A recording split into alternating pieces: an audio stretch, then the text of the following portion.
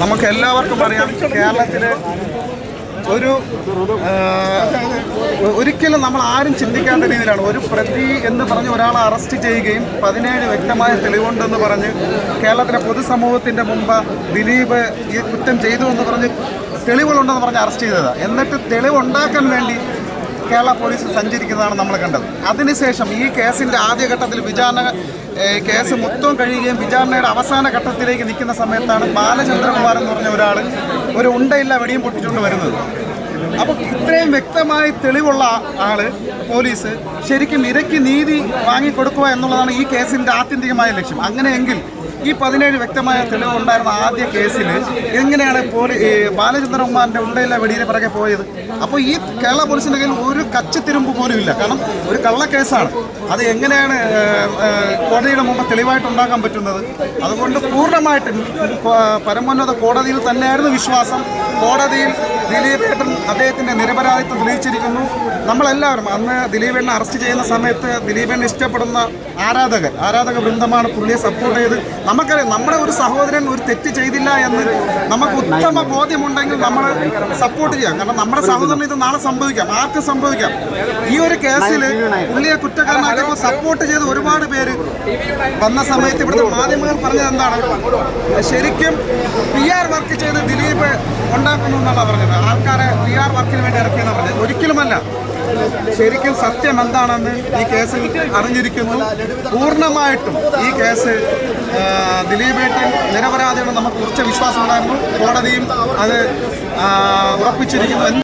അങ്ങനെ 8 വർഷത്തിന് ശേഷം ദിലീപേട്ടന് നീതി കിട്ടിയിരിക്കുകയാണ്. ജനപ്രിയ നായകൻ ദിലീപിന് നീതി കിട്ടിയിരിക്കുകയാണ്. അതിനർത്ഥം അതിജീവിതയ്ക്ക് നീതിയില്ലെന്നല്ല. അതിജീവിതയ്ക്ക് നീതി കിട്ടണമെങ്കിൽ ദിലീപിനെ കൊടുക്കണം എന്ന് പറയുന്നത് ഏതർത്ഥത്തിലാണെന്ന് മനസ്സിലാവുന്നില്ല.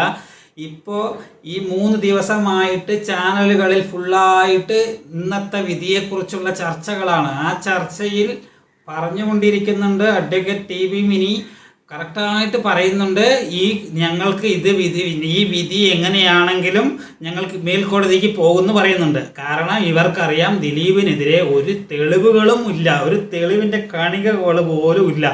എല്ലാം സാഹചര്യ തെളിവുകളും എല്ലാം ദിലീപിന് എതിരാണെന്ന് പറയുന്നതൊക്കെ ചുമ്മാ വെറുതെ. കാരണം എങ്ങനെയെങ്കിലും ദിലീപിനെ കൊടുക്കണം, ദിലീപിനെ ജനപ്രിയ നായകൻ പട്ടം എടുത്ത് മാറ്റി ദിലീപിനെ ഒന്നും അല്ലാതാക്കണം.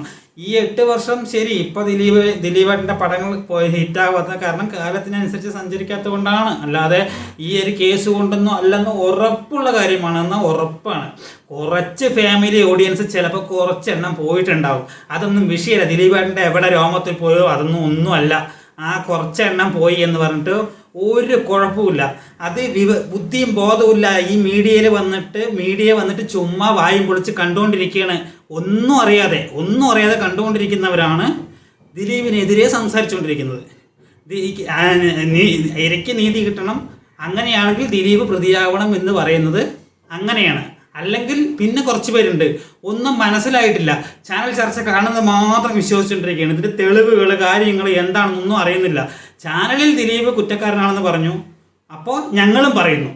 അങ്ങനെയാണെങ്കിൽ ഇപ്പോൾ രാഹുൽ മാങ്കൂട്ടത്തിലെ ചാനലുകളൊക്കെ കുറ്റക്കാരെന്ന് പറയുന്നുണ്ട്. അപ്പോൾ നിങ്ങൾ അത് പറയൂ. അപ്പോൾ എന്തിനാണ് നിങ്ങൾ ആ പെൺകുട്ടിക്കെതിരെ സംസാരിക്കുന്നത്? ഒരുപാട് പേരുടെ കമൻറ്റുകളുണ്ട്. രാഹുൽ മാങ്കൂട്ടൻ നിരപരാധി, ദിലീപ് പ്രതി. അങ്ങനെയാണെങ്കിൽ ഈ ചാനൽ ചർച്ചകൾ പറയുന്ന അനുസരിച്ചാണെങ്കിൽ നിങ്ങൾക്ക് ദിലീപിനെയും നിരപരാധിയാണെന്ന് പറയാമല്ലോ. കാരണം ചാനൽ ചർച്ചയിൽ ചാനലുകളിൽ മാത്രമേ പറയുന്നുള്ളൂ ദിലീപ് പ്രതിയാണെന്ന്, കോടതികൾ പറയുന്നില്ല. പിന്നെ ഈ കേസ് നമ്മൾ ഇതിനെക്കുറിച്ച് പരിശോധിക്കുമ്പോൾ, ഇത് നോക്കിക്കൊണ്ടിരിക്കുമ്പോൾ ഇതിലെപ്പോഴാണ് ദിലീപിൻ്റെ പേര് വന്നത്? ദർബാർ ഹാളിൽ വെച്ച് മഞ്ജു വാര്യർ പറയുന്നവിടെ നിന്ന് ഇങ്ങോട്ടാണ് ദിലീപിനെ എല്ലാവരും സംശയദൃഷ്ടിയോടെ കാണാൻ തുടങ്ങിയത്, അല്ലേ? ദിലീപിനെ കാണാൻ തുടങ്ങിയത്. അതുവരെ അത് 2ാമത്തെ ദിവസമാണ്. എന്നിട്ട് ഫസ്റ്റത്തെ കേസ്, ഫസ്റ്റ് FIR ഇത് രജിസ്റ്റർ ചെയ്ത് കോടതിയിൽ സബ്മിറ്റ് ചെയ്യുന്നവരെയും ദിലീപിൻ്റെ പേരില്ല. അതിനുശേഷം ഈ പൾസർ സുനി പിന്നെ നാദർഷയുടെ ദിലീപിനെ വിളിച്ച് കിട്ടുക, അതായത് നാദർഷയുടെ ഫോണിൽ നിന്ന് ജയിലിൽ നിന്ന്, അതായത് നിങ്ങൾ നോട്ട് ചെയ്ത് വെക്കണം, ജയിലിൽ നിന്നാണ് വിളിച്ചത്. ജയിലിൽ നിന്ന് വിളിക്കുമ്പോൾ ഈ പൾസർ സുനി എന്ന ക്രിമിനലിന് എങ്ങനെ ഫോൺ കിട്ടി? അത് നിങ്ങൾ ആരെങ്കിലും ചിന്തിക്കുന്നുണ്ടോ? അപ്പോൾ അതിനുള്ളിൽ വെച്ച് എന്തോ കളി നടന്നുകൊണ്ടാണ് ഫോൺ കിട്ടിയത്. ജയിലിൽ പോയ ആൾക്ക് എങ്ങനെ ദിലീപിനെ അവിടുത്തെ ആരുടെ മൊബൈലിൽ നിന്ന് വിളിച്ച് സംസാരിച്ച് ഫോൺ കിട്ടി? അത് ദിലീപിനെ വിളിച്ച് കിട്ടാതെ നാദർഷിയെ വിളിച്ചിട്ട് സംസാരിച്ചു. ഇങ്ങനെ 1.5 കോടി വേണം, 10,000 രൂപ അഡ്വാൻസ് മേടിച്ചിട്ടുണ്ട്, 1.5 കോടിക്ക് ഞങ്ങളുടെ കൊട്ടേഷൻ ആണെന്ന് പറഞ്ഞിട്ടുണ്ട്. 1.5 കോടി രൂപയ്ക്ക് 10,000 രൂപ കൊട്ടേഷൻ മേടിക്കുന്ന മണ്ടനാണോ സുനിൽ? പൾസർ സുനി എന്ന വ്യക്തി 1.5 കോടി രൂപയ്ക്ക് 10,000 രൂപ ആരെങ്കിലും അഡ്വാൻസ് മേടിക്കും? എനിക്കറിയാതെ ചോദിക്കുക. നമ്മളൊരു വീട്ടിലൊരു ഇലക്ട്രീഷ്യൻ പണിക്ക് 25,000 രൂപൻ്റെ പണിക്ക് പോയാൽ പോലും 25,000 സാധനങ്ങൾക്കാവും, നിങ്ങൾ 20,000 രൂപ തരൂ എന്ന് പറഞ്ഞിട്ട് അവരുടെ നിന്ന് മേടിച്ചിട്ടാണ് പോകുന്നത്. അങ്ങനെയുള്ളവിടെ 1.5 കോടി രൂപൻ്റെ കൊട്ടേഷന് വെറും 10,000 രൂപ അഡ്വാൻസ് മേടിച്ചു എന്ന് പറഞ്ഞാൽ പരമ മണ്ടനല്ലേ? മണ്ടൻ. അത് മണ്ടത്തരമല്ലേ അത് പറയുന്നത്? അതിൽ തന്നെ കാര്യങ്ങൾ പൊളിഞ്ഞു. പിന്നെ എങ്ങനെയെങ്കിലും പിന്നെ ഇതിൽ ദിലീപേട്ടനാണ് ആദ്യം കേസ് കൊടുത്തത്. എന്നെ ഇങ്ങനെ പറയുന്നത്. അത് കഴിഞ്ഞ് ലെറ്റർ അയച്ചു. അതായത് നിങ്ങളല്ലെങ്കിൽ അത് കഴിഞ്ഞ് ലെറ്റർ ദിലീപേട്ടൻ അയച്ചപ്പോൾ ദിലീപേട്ടൻ അതുകൊണ്ട് കംപ്ലൈൻറ്റ് കൊടുക്കാനാണ് പോയത്, കേസ് കൊടുക്കാനാണ് പോയത്. പിന്നെ അതിൻ്റെ പേരിൽ ചോദ്യം ചെയ്യാനെന്ന് പറഞ്ഞ് വിളിപ്പിച്ചു. അതിനെക്കുറിച്ച് സംസാരിച്ച് ആദ്യം 13 മണിക്കൂർ ചോദ്യം ചെയ്തു, എന്നിട്ട് വിട്ടയച്ചു. അപ്പോൾ തന്നെ മാധ്യമങ്ങൾ മാധ്യമങ്ങൾ കൂടി ഇങ്ങനെ ദിലീപ് കസ്റ്റഡിയിൽ അല്ലെങ്കിൽ ദിലീപിനെ ചോദ്യം ചെയ്തു, 13 മണിക്കൂർ ചോദ്യം ചെയ്തു. അങ്ങനെ ഈ 13 മണിക്കൂർ ഇരുന്നിട്ട് നേർക്ക് ചോദ്യം ചെയ്തതല്ല. അവിടെ ചോദ്യം ചെയ്യൽ നടക്കും, അത് കഴിഞ്ഞ് ഭക്ഷണം കഴിക്കൽ നടക്കും, അല്ലെങ്കിൽ അങ്ങനെ പല കാര്യങ്ങൾ നടക്കും. ഉറങ്ങി എന്നൊക്കെയാണ് പറയുന്നത് കേട്ടോ അതിനകത്ത് പോയിട്ട്. മനസ്സിലായില്ലേ? അപ്പം അങ്ങനെയുള്ള അതിനെ മാധ്യമങ്ങൾ 13 മണിക്കൂർ ചോദ്യം ചെയ്തു എന്നാക്കി. എന്നിട്ട് അത് കഴിഞ്ഞിട്ട് ദിലീപേട്ടൻ ഒരു പ്രോഗ്രാമിന് പോയിട്ട് അവിടെ നിന്ന് വന്നിട്ട് ഹാജരാകണമെന്ന് അവിടേക്ക് ആലുവ കോടതി ജയിലിലേക്ക് അവിടേക്ക് സ്റ്റേഷനിലേക്ക് വിളിക്കുന്ന സമയത്ത് ചോദ്യം ചെയ്യാനാണെന്ന് പറഞ്ഞിട്ടാണ് വിളിച്ചത്.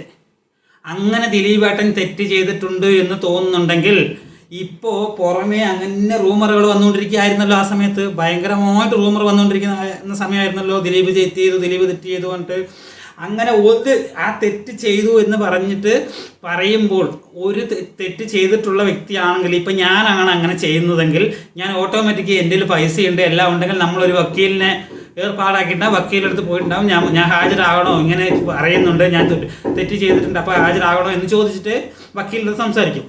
ദിലീപ് നേരെ പോയി, പാവം ഒന്നുമില്ലാതെ നേരെ പോയി, ഒരു കുഴപ്പമില്ല, നമ്മൾ അറസ്റ്റ് ചെയ്യാൻ നമ്മൾ തെറ്റ് ചെയ്തിട്ടില്ലല്ലോ എന്ന് പറഞ്ഞിട്ട് നേരെ പോയി. പോയി അവിടെ പിടിച്ചുകൊണ്ട് അകത്താക്കി. 85 ദിവസം ജാമ്യം കിട്ടിയില്ല. അപ്പോൾ എല്ലാവരും ചിന്തിക്കുന്നത് ജാമ്യം കിട്ടിയില്ലല്ലോ, അപ്പോൾ തെറ്റ് ചെയ്യാതെയാണോ എന്ന്. അത് ആ വകുപ്പ് അതിനകത്ത് എഴുതി വയ്ക്കുന്ന രീതി അനുസരിച്ചിരിക്കും നമുക്കൊരാൾക്ക് ജാമ്യം കൊടുക്കണോ വേണ്ടയോ എന്ന്. അതാണ് അവിടെ ജാമ്യം കിട്ടാതിരിക്കാനുള്ള മെയിൻ റീസൺ. അല്ലാതെ ദിലീപ് തെറ്റ് ചെയ്തത് കൊണ്ടല്ല ജാമ്യം കിട്ടാത്തത്. ഇതുപോലുള്ള കേസിൽ ജാമ്യം കിട്ടണമെങ്കിൽ അതാണ് ഈ കേസ് ഇതുപോലെ എഴുതിയ വകുപ്പിൻ്റെയാണ് പ്രശ്നം. ആ വകുപ്പ് അങ്ങനത്തെ ആയതുകൊണ്ട് ജാമ്യം കിട്ടാതിരിക്കാനുള്ള വകുപ്പ് ആയതുകൊണ്ട് എഴുതി ചേർത്തു. കാരണം നേരിട്ട് കുറ്റകൃത്യത്തിൽ പങ്കെടുത്ത പോലെയുള്ള ഒരു വകുപ്പാണ് ഇതിൽ എഴുതി ചേർത്ത് വെച്ചിരിക്കുന്നത്. അതുകൊണ്ടാണ് ദിലീപേട്ടന് ജാമ്യം കിട്ടാതിരുന്നത്. അല്ലാതെ നിങ്ങളൊക്കെ പറയുന്ന പോലെ എന്തോ വലിയൊരു കൊടും പാതകം ചെയ്തിട്ട് ജാമ്യം കിട്ടാതായതല്ല. പോലീസുകാരെ തെളിവേണ്ട, അല്ലാണ്ട് അവിടെ പറഞ്ഞു ഇവിടെ പറഞ്ഞല്ല.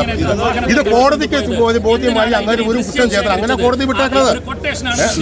നമ്മളിപ്പോ 10 പേര് ഇപ്പൊ കുറ്റക്കാരാന്ന് വേണ്ടി കോടതി തെളിയിക്കണം. അതാണ് നിയമം നല്ലെന്നാണ് നടപ്പാക്കുന്നത്.